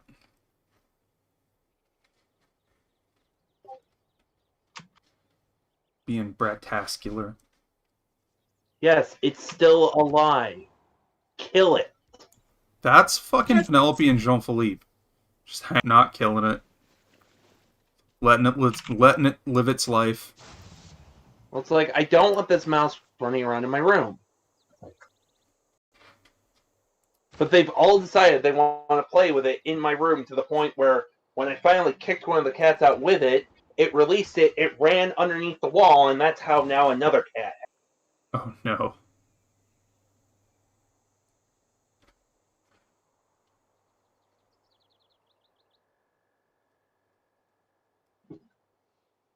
Hmm.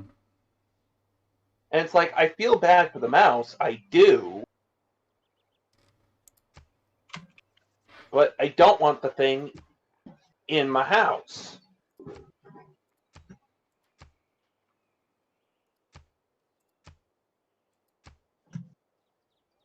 But if that mouse slips its tail out of your mouth and makes a run for it successful, I'm going to deem it worthy of life. I'm sure I'm about to get into a fight on the internet. Why? Wasn't that what sort of happened anyway? No. I on Facebook